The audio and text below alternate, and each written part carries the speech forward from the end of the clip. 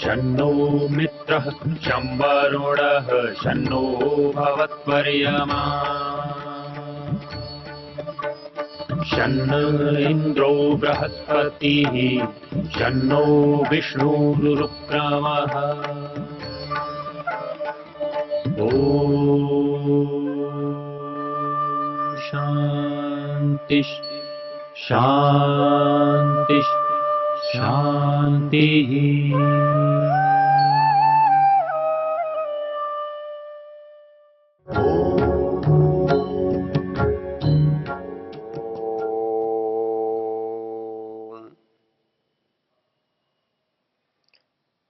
यह चर्चा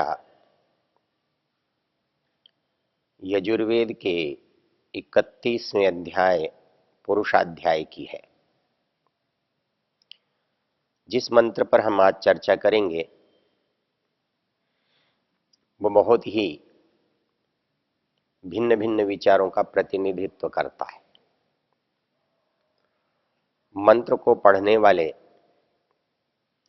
इन शब्दों से अपने अपने अर्थ निकालते हैं। विशेष रूप से जब कोई वस्तु सामने न हो तो ये स्वतंत्रता हमको मिल जाती है कि हम उसको कैसा माने, क्योंकि वहां उसकी मान्यता वस्तु पर निर्भर नहीं करती, वहां मान्यता हमारी इच्छा पर निर्भर करती है, हमारे विचार पर निर्भर करती है। ऐसी ही परिस्थिति आप इस मंत्र में देखेंगे। मंत्र की शब्दावली है प्रजापतिश्चरति गर्भे अंतर्जायमानो बहुधा विजायते तस्य योनिं परिपश्यन्ति धीराः तस्मिन् हतस्थुर्भुवनानि विश्वा। इसमें जो सबसे विवाद का या एक दूसरे के पक्ष विपक्ष को बनाने वाला जो पद है वह है अजायमानः बहुधा विजायते। जो लोग मानते हैं कि ईश्वर अवतार लेता है उनका भी कहना है कि इस मंत्र में तो लिखा है अजायमानः बहुधा विजायते, भले ही वो अजायमान हो, उत्पन्न न होने वाला हो, किंतु बहुत प्रकार से वो उत्पन्न होता है। उत्पन्न होता है और अजायमान भी है। तो जो लोग मानते हैं नहीं होता है वो कहते हैं अजायमान है। जिनका विचार है कि होता है, हो सकता है, वो कहते हैं बहुधा विजायते। यह विचारणीय है।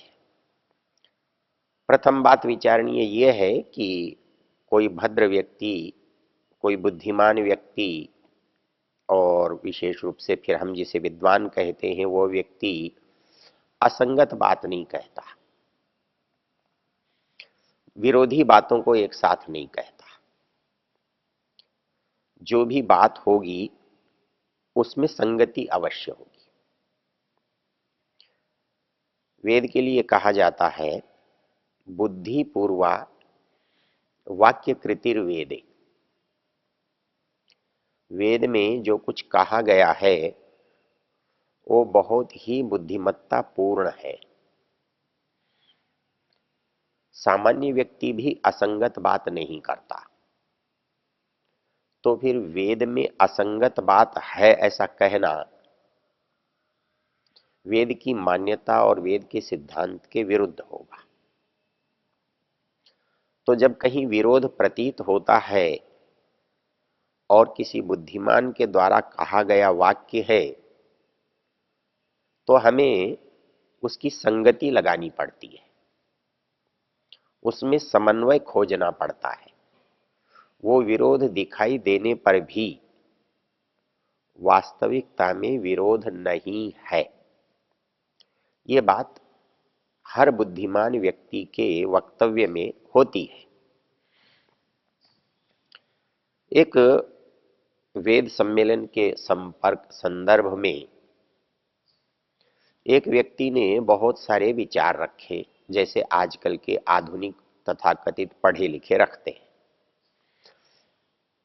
वेद में साकार उपासना भी है, वेद में निराकार उपासना भी मिलती है, वेद में एकेश्वरवाद भी देखा जाता है, वेद में बहुदेवतावाद की भी चर्चा है। जब वो विद्वान इस बात को कह रहे थे तो मैंने उनसे एक निवेदन किया कि वेद में एक वाक्यता गुण भी है या नहीं है। ये एक वाक्यता गुण क्या होता है? एक वाक्यता गुण ये होता है जब एक आदमी किसी बात को कहता है, वो चाहे कितने भी वाक्यों में कहे, उनमें एकता होती है, वो विरोधी नहीं हुआ करते, असंगत नहीं होते। यदि असंगत होते हैं तो लोग ऐसे को मूर्ख कहते हैं, पागल कहते हैं। तो वेद में असंगत बातें हैं ऐसा सोचा नहीं जा सकता, क्योंकि वो एक बुद्धिमत्ता पूर्ण रचना है।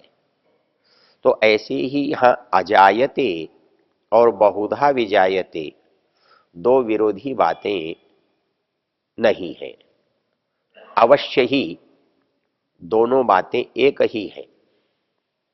ये दोनों बातें एक कैसे हो सकती हैं, इस पर आप विचार करें, इस पर हम चिंतन करें तो हमें लगेगा कि हाँ, इसमें कुछ भी असंगत नहीं दिखाई देता। असंगत कैसे नहीं दिखाई देता? शब्द तो संगत दिखाई नहीं दे रहे हैं। तो मैंने आपसे निवेदन किया कि हम जिसकी चर्चा कर रहे हैं उसका एक नाम है प्रजापति। एक है प्रजा और एक है पति। प्रजा उत्पन्न होने वाले को कहते हैं और प्रजापति उत्पन्न हुए हुओं के स्वामी को कहते हैं। प्रजा उत्पन्न हुई है ये बात स्पष्ट है, लेकिन प्रजापति के उत्पन्न होने की आवश्यकता है ऐसा संगत नहीं है। तो ऐसी स्थिति में यह कहना कि प्रजापति भी उत्पन्न हो और प्रजा भी उत्पन्न हो, शब्द का अर्थ कैसे लगेगा? तो उत्पन्न होने वाली चीज एक है, वो है प्रजा, और उत्पन्न करने वाला जो है वो प्रजापति है। वो भी प्रजा बन सकता है यदि कभी उत्पन्न होता हो। जैसे एक मनुष्य, एक प्राणी स्वयं उत्पन्न हुआ है, वो प्रजा है, और किसी को उत्पन्न करता है, वो उसका स्वामी है, पिता है, पति है, हो सकता है। लेकिन क्या ईश्वर किसी से उत्पन्न हुआ है और किसी को उत्पन्न कर रहा है? ऐसी स्थिति है नहीं। इसलिए वो सदा से प्रजापति है और प्राणी सदा से प्रजा है। एक दूसरा संदर्भ हमें समझना है, और वो संदर्भ ये है, हमें जो विवाद हमारे मन में आ रहा है, जो संदेह हमारे मन में उत्पन्न हो रहा है, वो संदेह है ईश्वर अवतार लेता है। और यदि लेता है ऐसा मान लिया जाए तो कोई परेशानी नहीं है। उसका अवतार एक होगा कि अनेक होंगे? अब जैसे जो उत्पन्न हो रहा है आप उस पर विचार करें। जो उत्पन्न हो रहा है, जिसे आप उत्पन्न मान रहे हैं, वो प्रजा है, और वो प्रजा उत्पन्न हुई है तो वो जीवात्मा उत्पन्न हुआ है या जीवात्मा का कलेवर उत्पन्न हुआ है? यदि जीवात्मा उत्पन्न हुआ है तो वो अनादि नहीं हो सकता, वो चेतन भी नहीं हो सकता, वो निश्चित रूप से फिर साकार होना चाहिए, अचेतन होना चाहिए, जड़ होना चाहिए। तो जो उत्पन्न होने वाली चीज है वो चाहे प्रजा में हो या प्रजापति में हो, वो जड़ है। हमको लगता है कि आत्मा उत्पन्न होता है, जीवात्मा उत्पन्न होता है, प्राणी उत्पन्न होते हैं, लेकिन एक बात सोचने की है कि ये उत्पन्न होने वाली वस्तु जिसे हम उत्पन्न होना कह रहे हैं, ये जड़ है या चेतन है? तो पता लगता है जड़ है। तो जो चेतन था वो कहाँ उत्पन्न हुआ? वो तो जैसा पहले था वैसा ही इस शरीर के साथ भी है। फिर इसके उत्पन्न होने का पता कैसे लगता है? इसका अस्तित्व तो कहां तक है वहीं से पता लगता है। इस शरीर में इसका अस्तित्व है, इसलिए इस चेतन का पता लगता है। दूसरे प्राणी में दूसरा अस्तित्व है, ये उसके दूसरे शरीर से पता लगता है। तीसरे प्राणी में, गाय में, घोड़े में, गधे में, कुत्ते में, सूअर में, मनुष्य में, ये भिन्नता बता रही है कि इसमें आत्माएं भिन्न भिन्न हैं और उन्होंने भिन्न भिन्न रूपों में जन्म लिया हुआ है। किसी ने गधे के रूप में, किसी ने घोड़े के रूप में, किसी ने कुत्ते के रूप में, किसी ने मनुष्य के रूप में। ये प्रजा है। अब ये इनके साथ बहुधा विजायते शब्द का उपयोग हो सकता है क्या? बहुधा तब होता है जब वस्तु तो एक हो और प्रकार अनेक हो। ये जीवात्मा एक है और एक शरीर के साथ है, तो ये जायते तो है, लेकिन बहुधा जायते तो नहीं है। लेकिन बहुधा तो है। यदि यही जीवात्मा कुत्ता होता, यही जीवात्मा गधा होता, यही जीवात्मा घोड़ा होता और एक ही जीवात्मा सब में होता, तो हम इसे कह सकते थे कि बहुधा विजायते। लेकिन ये तो एक है, एक के साथ उत्पन्न हुआ है, दूसरा उसके साथ उत्पन्न हुआ है। तो फिर ऐसा कौन है जो बहुधा विजायते? बड़ा सहज दिखाई देगा आपको। जो इस मनुष्य में भी हो, गधे में भी हो, कुत्ते में भी हो, पहाड़ में भी हो, पेड़ में भी हो, वो है बहुधा विजायते। परमेश्वर मुझ में है। परमेश्वर आप में है। लेकिन आपका परमेश्वर अलग है या मेरा परमेश्वर अलग है? नहीं, दोनों एक हैं। जो गधे में परमेश्वर है वो अलग है और मेरे में जो परमेश्वर है वो अलग है? नहीं, एक है। जो इस पेड़ के अंदर परमेश्वर है वह और जो मुझ में है वह अलग है? नहीं, एक है। तो जड़ में, चेतन में, प्राणी में, वस्तु में, सब में विद्यमान है वो एक है। लेकिन बहुधा क्यों है?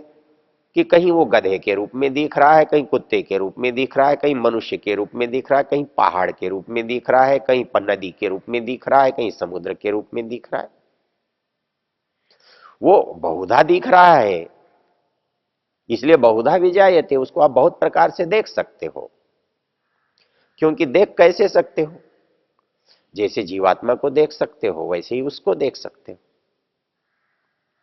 जब कोई प्रश्न करता है कि हम परमेश्वर को देखे बिना नहीं मानते, हमें प्रत्यक्ष होना चाहिए, तो उससे मेरा पहला प्रश्न होता है क्या क्या तुमने अपना प्रत्यक्ष किया है? तुम कौन हो, जीवात्मा हो या शरीर हो? तुमने जिसका प्रत्यक्ष किया है या जिसको तुम अप्रत्यक्ष करना कहते हो, जिसको तुम यदि दर्पण में देखकर ये कहते हो कि मैंने अपना प्रत्यक्ष किया है, या अपने पास पड़ोस के व्यक्ति को, प्राणी को देखकर कहते हो कि मैंने इसे देखा है, तो इसे कहां देखा है? इस, इसको इसका बनाने के लिए इसके अंदर जो है वो इससे भिन्न है। जो इसके रहते हुए भी इसमें नहीं रहता। जिस दिन कोई मर जाता है उस दिन ये तो रहता है, वो नहीं रहता। तो किसे देखा था हमने? इसे देखा था या उसे देखा था? तो उसे देखा नहीं है, इसे मान रहे हैं। जब इस मनुष्य को, इस प्राणी को, इस जीवन को आप बिना किसी संकोच के, बिना किसी संदेह के स्वीकार करते हैं, बिना देखे, तो उस परमेश्वर को बिना देखे स्वीकार करने में आपत्ति क्या है? जैसे इसको देखते हो, कैसे इसके होने से यदि संसार में जीवन न हो तो आत्मा के होने का पता ही नहीं लगे। संसार में यदि किसी का जन्म न हो तो इस जीवात्मा के अस्तित्व का बोध ही न हो। जन्म से इसके अस्तित्व का बोध होता है, मृत्यु से इसके अस्तित्व का लय हो जाता है। वो होगा, होता रहेगा। लेकिन है इस बात का प्रमाण क्या है संसार में? जन्म, अर्थात उसके जन्म से इसका प्रमाण होता है। तो इतना ही सहज उसके साथ भी तो है। तो उसके जन्म से उसका प्रमाण होता है, मान लेने में क्या आपत्ति है? जैसे हम हैं चेतन, हम हैं निराकार, हम अजन्मा भी हैं, लेकिन हम जन्म वाले भी हैं। और उस अजन्म का पता किससे लगा? जन्म से, अस्तित्व से, शरीर से। तो वैसे ही उस अजन्मा का इस शरीर के जन्म से पता लगता है। वैसे ही उस परमेश्वर का, जो चाहे निराकार हो चाहे चेतन हो, उसके भी जन्म से ही उसका पता लगता है। यदि उसका जन्म न हो तो उसका भी पता नहीं लगे। जैसे बिल्कुल हमारा जन्म न होने पर हमारा पता नहीं लगता, तो फिर उसका जन्म कैसे होता है? जैसे हमारा होता है। हमारा जन्म इस शरीर के माध्यम से होता है और उसका जन्म संसार के माध्यम से होता है। संसार बनता है तब संसार के लोगों को उसका पता लगता है। जब मनुष्य का जन्म होता है तो मनुष्य की आत्मा का पता लगता है, इसको पहचाना जाता है। तो वैसे ही इस शरीर से जैसे उस आत्मा को पहचाना जाता है, वैसे ही सारे संसार को देखकर उस परम आत्मा को पहचाना जाता है।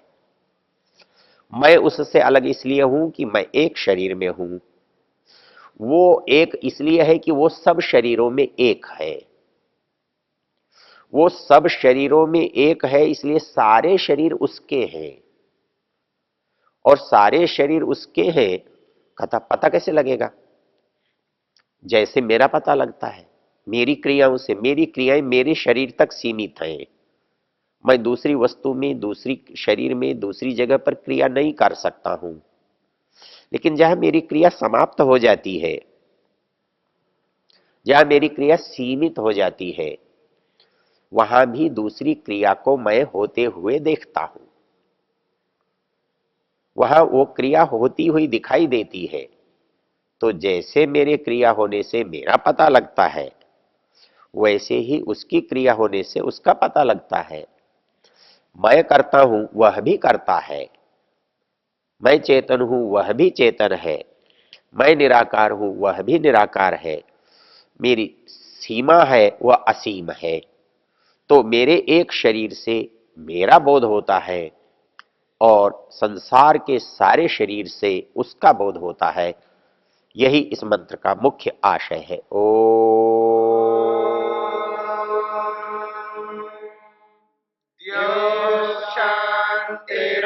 शांतिरंतरिक्षम शांति पृथिवी शांतिरापः शांतिरोषधयः शांति वनस्पतयः शांतिर्विश्वे देवा शांतिर्ब्रह्म शांति सर्वं शांति शांतिरेव शांति क्षमा शांतिरेधि।